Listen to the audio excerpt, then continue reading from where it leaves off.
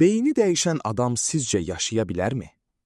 İnsan beyninə toxunmaq bəlkə də elmin ən təhlükəli sahəsidir. Çünki bədən dəyişə bilər, amma insanı insan edən şey onun yaddaşıdır. 1953-cü ildə ABŞ-da yaşayan Henry Molaison uşaqlıqdan ağır epilepsiya tutmaları ilə mübarizə aparırdı. Tutmalar o qədər şiddətli idi ki, normal həyat yaşamaq demək olar mümkün deyildi. Həkimlər uzun müddət çıxış yolu tapa bilmədi və sonda son dərəcə riskli bir qərar verildi. Əməliyyatı həyata keçirən neyrocərrah William Beecher Scoville idi və plan beynin yaddaşla əlaqəli hissəsi olan hipokampusun böyük bir qismini çıxarmaqdan ibarət idi. Əməliyyat saatlarla davam etdi. Henry sağ qaldı, tutmalar azaldı və hər şey uğurlu görünürdü.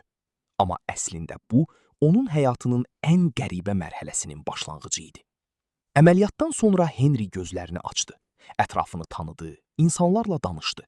Amma bir neçə dəqiqə sonra eyni sualları yenidən verməyə başladı. Sanki beynində nəsə sıfırlanmışdı. O, keçmişini xatırlayırdı, amma əməliyyatdan sonra baş verən heç bir şeyi yadda saxlaya bilmirdi. Bir insanla tanış olurdu və bir neçə dəqiqə sonra onu tamamilə unudurdu. Hər gün onun üçün eyni başlanğıcı idi. Hər an sanki ilk dəfə yaşanırdı. Hər söhbət yeni idi, hər insan yad idi. Bu vəziyyətə anterograd amneziya deyilir. Yəni insan yeni xatirələr yarada bilmir. Amma bu termin Henry üçün sadəcə bir söz deyildi. Bu onun həyatının reallığı idi. Əməliyyatdan sonra Henry uzun müddət Hartford Hospital'da nəzarət altında saxlanıldı.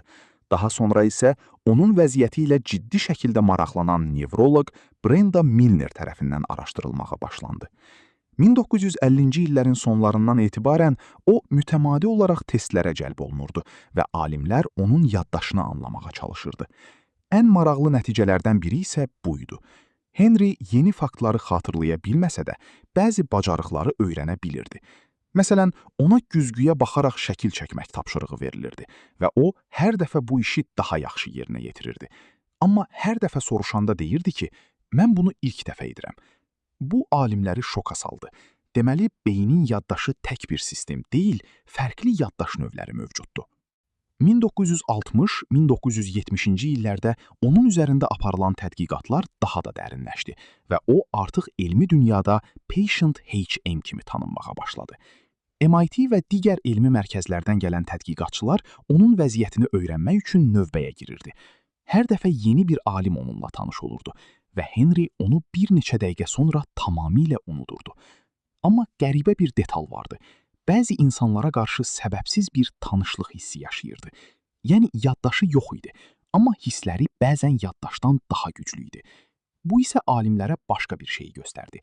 İnsan beyni təkcə xatırlamır, eyni zamanda hiss edir və bəzən bu hisslər yaddaşdan da uzun yaşayır. Ən ağır tərəfi isə o idi ki, Henry bunun fərqində idi. O hiss edirdi ki, nəsə çatışmır, amma nə olduğunu anlaya bilmirdi. Onun həyatı zamanın içində donmuş kimi idi. Saatlar keçirdi, günlər dəyişirdi, insanlar gəlir və gedirdi, amma onun yaddaşında heç nə qalmırdı. O gələcək qura bilmirdi, çünki gələcək yaddaş tələb edir. Həkimlər illərlə onu müşahidə etdi və o tarixdə ən çox araşdırılan insanlardan birinə çevrildi. Onun üzərində aparılan tədqiqatlar sayəsində elm yaddaşın necə işlədiyini daha yaxşı anladı. Amma bu elmi irəliləyişin arxasında bir insanın itirilmiş həyatı vardı. Henry 2008-ci ilə qədər yaşadı. Uzun bir ömür sürdü. Amma bu ömrün böyük hissəsi eyni anın içində keçdi. O heç vaxt sabahı hiss etmədi, çünki onun üçün sabah anlayışı yox idi. İndi isə düşün, əgər sən hər gün oyanıb dünəni xatırlamasaydın, əgər həyatındakı insanlar sənin üçün hər gün yad olsaydı, əgər yaşadıqların yaddaşında qalmadan yox olsaydı, sən hələ də eyni insan olardın. Bəlkə insanın kimliyi bədəni deyil, xatirələridir. Və əgər o xatirələr yox olarsa, bəlkə də insan özü də yox olur. Əgər belə real və düşündürücü hekayələr xoşunuza gəlirsə, Bal Creative kanalını izləməyi və videonu bəyənməyi unutmayın.